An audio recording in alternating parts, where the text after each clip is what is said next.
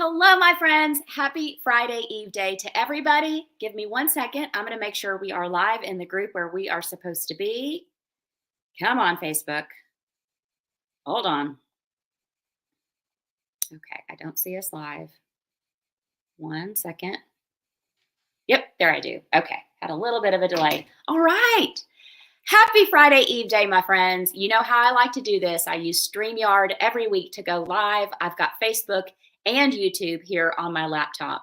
So if you're coming to us through YouTube, smash that subscribe button so you never miss one of my live weekly trainings. And if you're coming to us through Facebook, you only have to do this one time per device that you're on. Go to StreamYard, all one word, streamyard.com/Facebook, and give permission for Carrie and I to see your name when you comment in the comments. Otherwise, it just says Facebook user on our my StreamYard dashboard, and that's no fun because we want to know your name.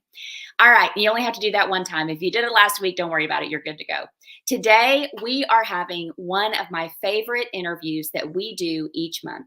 This is the Entrepreneurial Inspiration Interview. And based on what I'm hearing from a lot of you, you are loving these interviews too.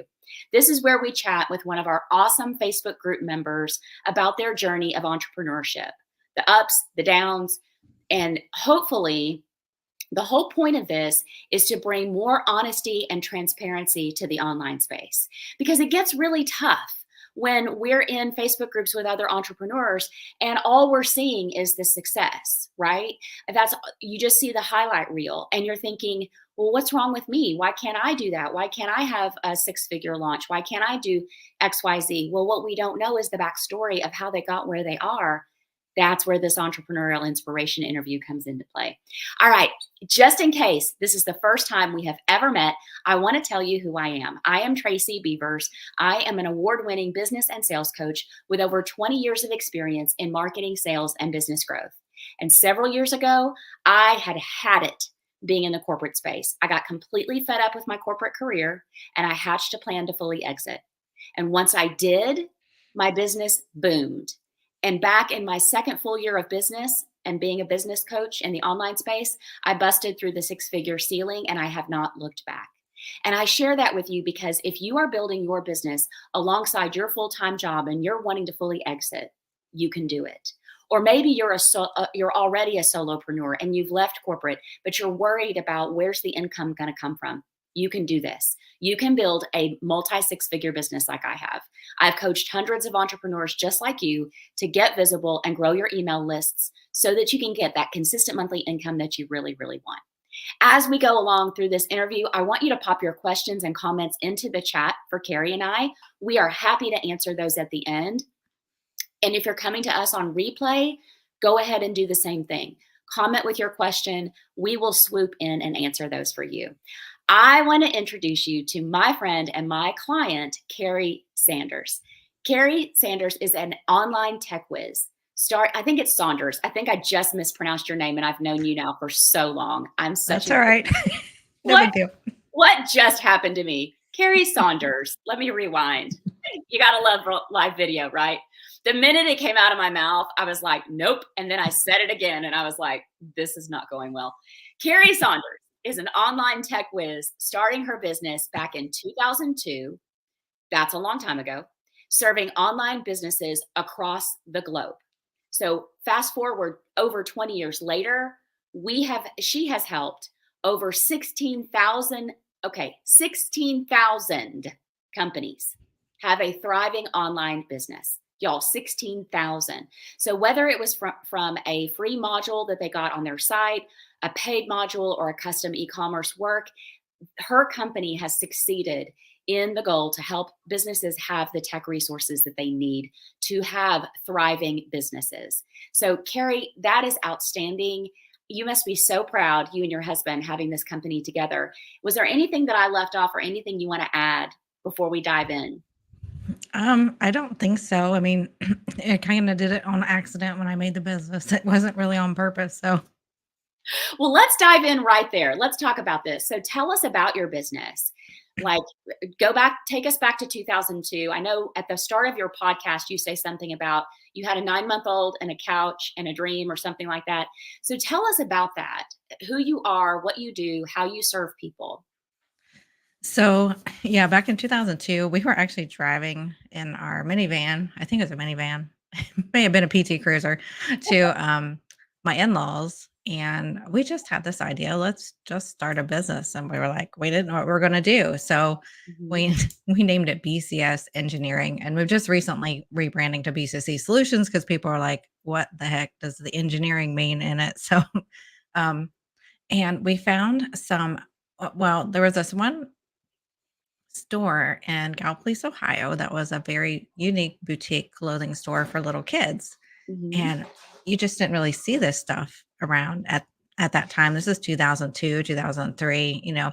So we decided to help her get her boutique store on the internet and have an Nice. e-commerce store. I mean, this is like kind of a new thing back then because Wow. e-commerce wasn't nearly as popular back then. Right. And I found that I could solve her problems and fix everything way faster than getting somebody else to help me. So that's just kind of how I started. It was kind of on accident helping somebody that actually we went to school with her daughter. So, yeah. That is exciting. And so you've continued to serve. Is e-commerce the niche that you guys serve the most? Who do you like? Who are some of your ideal clients? E-commerce is probably excuse me, still getting over being sick. E-commerce definitely is like probably our main source of income, but we do love helping pretty much any online entrepreneur that needs tech help. So we can do anything from the super, well, in our minds, super simple, like connecting a couple different services together, like Kajabi and ConvertKit or something like that, Okay. to the really complex, hard to do programming on an e-commerce site where we're adding brand new features to the website. So we love to help all that. Got it. So you can do the simple stuff, but then you can also do the super complex stuff because you and your Mhm. husband have engineering backgrounds, right? Yes, I actually have a most people don't realize I have a master's in electrical engineering, and my undergrad was in electrical with computer science Mhm. specialty. So I was kind of a half computer scientist and half electrical engineer as an undergrad. And then Nice. he's got also master's in electrical engineering as well, but he focused more on networking. So he can really help us when it comes to servers and networking and stuff like that. Got it. Got it. So what motivated you guys? When you're in the car, you're having this conversation. Were you both tired of corporate? Were you bored with what you were doing? Like, give us that part of it. So actually, I was still getting my master's degree in electrical engineering, and I think I was just crazy. Like I really do. Like I was like, this will be fun to help these people because we're always just such helpful. Yeah. It's kind of like in our bodies is the wanting to help others. So it was just I just knew I wanted to help people, and I just never looked back. That's as simple as it is I just wanted to help others be Love it. successful with their business. I love it. So what did your so okay, so you're driving in the car and you and Brandon decide you're going to do this crazy entrepreneurial thing. Did you both quit your jobs? I mean, like, well, you were getting your degree. Mhm. Did he have a corporate job? Like, did you both just quit? And like, what did your family say when you said, "Hey, we're gonna be business owners"? Well, they pretty much were like, "What are you doing?" Like, we still get that 21 years later, "What do you do?" I don't know. Right, Um, right. but I was in my master's, let's see, I think my husband had graduated, maybe? He Uh-huh. might have been still in his master's too, but shortly thereafter, he did get a full-time job at our local university, Ohio University, as a network engineer. So I Mhm. can't quite remember whether he already had that job yet or if it's kind of a blur going Yeah, back that far. right, right. Nice. I love it. So, what are some of the biggest challenges that you guys faced when you started out? Or maybe you've had like maybe you were good for a while and then you just had a big challenge maybe 2020. I mean, share Mhm. with us some of the things you guys have had to work through. Well, we were actually super fortunate in the beginning, especially because of the timing. We just had customers fall in our laps. I mean, we were growing by 30% every year. Oh wow. I can still remember. When I think it was shortly before I had our third child in 2007, he was like, "When you start making $10,000 a month, I will quit my job." Uh-huh. And then that happened not too long after he said that, and it took years and years. He finally quit his job when the youngest was about 9 months old. I don't know what it is about the 9-month-old thing, but that's when he that's when he quit his job to come work for me. So he actually worked for quite a while Mhm. in at a high university before, working for me. And Nice. I would say probably one of the hardest things was when we really were in that growth, and we Mhm. had we had 14 employees at one point in time.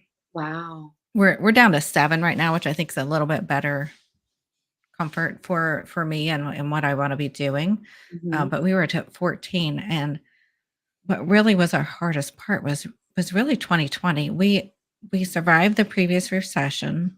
Mhm.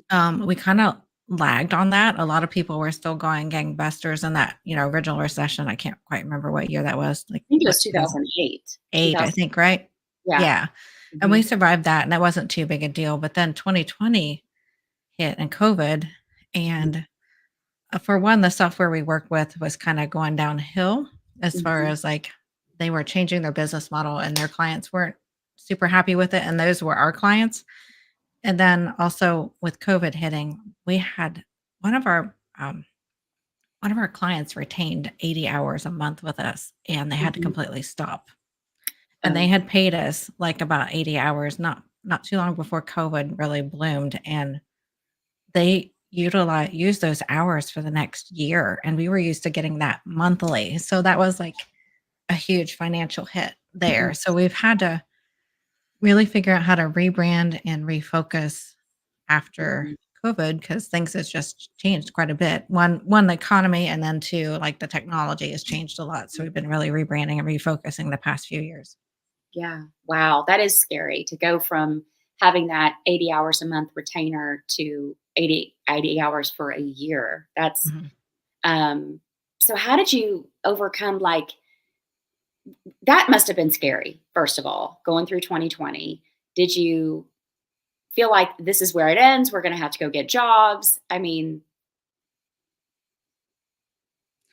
Well, I just was so determined to keep going, and I was so determined not to let anybody go. Like I did everything in my power, and I'm thankful to say we didn't have to let anybody go. that's But I worked with a bank to get that PPP loan, and mhm, I just, worked with clients. I tried to, be looking forward always, and I just didn't want to give up. And actually, at that time, Brandon had the opportunity to go back to a high university to teach a mhm, few years before COVID hit. So he was actually already teaching at high university. So that was kind of good because then the business didn't have to support both of us. It only needed to support me. So that was actually very helpful that that's yeah, how things landed before COVID hit. So, right. So, what are some things that have surprised you guys along the way over the last, 22 years now? well, for me at least, personally, I have always been one that is believes you can figure everything out, that I can just figure whatever I want out. Um, Mhm, And what surprised me is that probably the past 6 years or so, I've just had, like, personal trauma on top of trauma, like, it started with, like, losing my mother, and then I had a mhm, concussion, and eventually, a few years later, lost my father, and COVID was in there and all those things. yeah. And one of the things that surprised me is even though I was so confident and knew I could figure everything out, Mhm, after, like, 18-ish years at that point in time, I wasn't sure if I could figure everything out again. So, like, having, interesting. like, that imposter syndrome come to me, which I never had. I don't think I ever had really in my entire life, which Mhm, I know that's kind of a blessing and fortunate because most people have it, but to right. have that come to me and then have the doubts and have the fears, Mhm, um, was just surprising and kinda hard to overcome. yeah. So, how did you work through that? Sorry, I had to clear my throat. Okay. Um, so I think I just made sure to surround myself with people who I knew Mhm, would support me as well as really looking at myself and saying, you know, you've already done this before. This is really, really silly of you to think you can't do it again. Yeah. You know, I actually, a lot of people don't know this, but unless they're close to me, I actually grew up in a very poverty family. My mom and dad were divorced at 3 years old. I was like three and a half when they got divorced, and I was back and forth between them, and sometimes on welfare and food stamps with when I was under their wing. And eventually, my grandmother took me in fourth grade Hmm. and showed me a different world because she wasn't in that type of situation. And so I think just really trying to look back and process where I came from, and that I came from living in, like you know, a trailer on the side of a creek to, being able to make a business. So I just had to just really look at myself and believe in myself, and surround me with, people like you, other entrepreneurs that could help build my confidence back up. Yeah. I I think what you said is so important, and this is why I love these interviews, because this is an honest conversation of, yes, I was successful, highly successful, but we hit some rough spots and it really kind of got the best of me. I was just having this conversation yesterday with one of my one-to-one clients. She said, "Oh my gosh, I think I figured out what my problem is with regard to XYZ." And I was like, "What is it?" She goes, "I think I have imposter syndrome." And she is a highly successful, well educated woman. And so I just kind of walked her back through kind of like what you were just saying. I was like, okay, this is awesome. You've recognized it. You see it for what it is. Because imposter syndrome, what I shared with her was, it's kind of like that whack-a-mole game. Like you beat it down and then it's going to pop back up. It's like, Right. it might be wearing a red dress today, but the next time it shows up, it's going to wear a green dress because it's going to try to trick you. And what we have to do is be able to say, "Oh, hold on. I see you, imposter syndrome," and then have tools to overcome it. So I love what you shared, that you went back into your past and you said, "I'm an overcomer. Look how far I've come." And you reminded yourself of what's the truth, because imposter syndrome, I feel like, is that lie, that little voice in our head from wherever it comes from. Maybe it's from childhood, maybe it's from I don't know where. For people, I think for everybody it's different. But it's that little lie that we're hearing, and then we want to make it true. So what I do is I have to ask myself, is what I'm thinking based on actual fact? And so that's what you did for yourself too. It's like, what are Yeah. the facts? Yeah, I think that's powerful, Carrie. I was going to ask you to share a milestone with us that you're particularly proud of. I think you just did. Is there anything else that you and Brandon have achieved in your business that you were like, wow, that happened, you know? Um, well, like if I go all the way back to the beginning, like the one of the first things I did was create, like, if you have WordPress, you'll understand the plugin. Like there's plugins for WordPress, right? And a lot of people understand that. Well, I created, it was actually just me at the time, a plugin for the shopping cart it was I then, not we. I always say we because I'm so used to it being a team, Right. that I created, and a stranger bought it. Like Nice. a few weeks after putting it up on the internet, I was like, whoa, this is like super cool. That's So like I was awesome. super proud of that moment. And then I would say I was also really proud of myself last year because I just had this feeling that I needed to create a podcast. I just had this feeling that I needed to. Mhm. And I set my mind to it and I did it. And I launched it within a few months of saying, okay, I am doing this. And I launched it on the anniversary of that first sale to a stranger. Nice. So I was like, I'm picking that day because it's a anniversary day for the business. And so, yeah, I'm just really proud of me sticking with the podcast. And I've only missed one, and that's because I was super sick a few weeks ago. Yeah, But I've been every week since May of last year. I love it. I love it. So many people don't do what you just did. Like, they ignore that voice that says, I need to do a podcast, or they say, I'll get to it later, or they start down the road and then they quit because it gets hard, and you didn't. And that's huge. That's really, really cool. And your Yeah. podcast is awesome. Do you want to tell everybody real quick what's the name of it and everything? Sure. It's e-commerce made easy. And so you can just go to ecommercemadeeasypodcast.com and you can find your favorite player on our website, or you can listen right on the website. So Nice, nice. I love it. So, how, like, well, okay, let me ask you this. Was there anything you wish you had known when you guys were driving in the car and you got this wild hair to start this business? Was there anything that you're like, you get a couple years in and you're like, well, that would have been good to know? well, actually, just this past summer, I took my first ever business course. Don't tell anybody. It was from Donald Miller. I decided to take it, and I had my right hand lady take it too. And Uh-huh. like, there were things in there I was like, oh yeah, like I should have, like I knew it, but I didn't know it because I'm an engineer. I didn't have Yeah. any business courses. I wish I'd known a little bit more about running my business. Um, in the beginning, it was super easy to wing it, right? But then you get to a point where you've hired people and things like that, and it's a lot less hard to wing it at that point. And so I kind of wish I'd had some sort of business. Oh, somebody said they went to law at OU for school. Yay, go Bobcats! Oh, Sorry, nice. I saw the comments. That's Um, awesome. yeah, so I just wished I'd had some at least some basic business stuff, you know. Mhm. Yeah, that makes sense.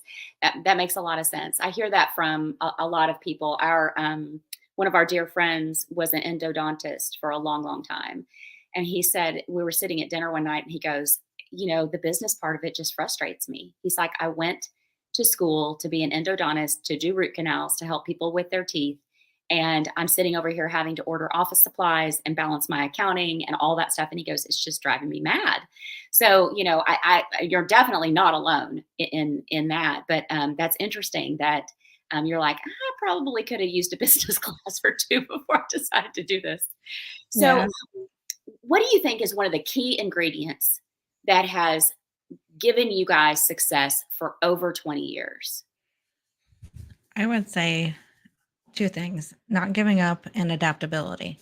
Yes. You really have to be persistent, Uh-huh. and then you have to be ready to pivot if you need to, but you've gotta not look at the pivot as a failure, but as you've learned enough that you know the right way now. Hmm. And I'm Hmm. saying that out loud back to myself too. That is, I want you to say that again. Tell everybody again. So because that's so, it's so important for people to hear this. I don't think we hear it enough. The keys to your success. Not give up and be ready to pivot, be adaptable because Okay. things will change. I mean, I've been doing this business for 21 and a half years now. It's so different than back in 2002 when it was just me and a baby. Yeah, yeah. You're 9-month-old on a couch, right? Yeah, he's now 22. That's awesome. What do you guys have on the horizon for your business in the next 3 to 6 months that you're super excited about? Well, one thing is I really want to be able to reach more entrepreneurs with their websites. So one of the things that I'm building, I've been building a little while, but it's going to happen this year, is um, I'm wanting to do a course to make having a converting website more accessible to more people. Uh-huh. So it's called the Converting Website. And the goal is to help non techies understand the basics of how to make sure their website converts. It doesn't matter whether you have an e commerce site Mhm. or you're an online business coach or a health coach or anything like that. The point of it will be to help people with a website, business owners with a website, be able to Mhm. understand what's going on with their website and help it convert better. That's, you're speaking my language. You know, tech is not my thing. That sounds like a very, very high quality thing. So what's the date on when that's going to be ready? Oh gosh, I'm hoping late spring. You're gonna have to help me hold me to that. So I could do that. what sometimes the hardest thing sometimes about being a business owner, especially when you've been one for so long, is doing the new things because you Mhm. still need to do some of the old things to keep the business going. So like that's probably what's caused the most delays is making sure that I prioritize the time for it because I have the time. I just gotta make sure it happens. Right, right. I get that. So let's switch gears for just a second. And I've been checking the chat to see if we have any questions. I don't see any questions so far, but I would love it if you would talk about the Business Visibility Made Easy program that I have, my 8-week group coaching program. You went through it last fall, and now you're in the alumni membership. What has your experience been? I mean, I know that's kind of a loaded question because I'm sitting right here, but why did you join the program in the first place? And what made you decide it was going to be a fit for you? Um, and then what do you love most about being in the alumni membership once that 8 weeks is over with? So I decided to be in the group because something told me to be in the group. You really got to follow your gut as a business owner. You just really do. Mhm. And I knew I liked your style, and something, like I said, told me I needed to be in this group. And what I found in the group was that it was probably, well, I've told you this before, it is the best course that I've ever taken. And I think Thank you. part of it is because of I felt like the information was given in nice bite-sized pieces. Every other week we got something new, so I didn't feel like I was behind if I got a little bit behind in the videos. And then I loved how we always had like weekly phone calls Mhm. to go over the content and to answer questions about, there's always nuances for each business, right? So it was nice to be able to ask your personal questions and know that you're going to get it answered.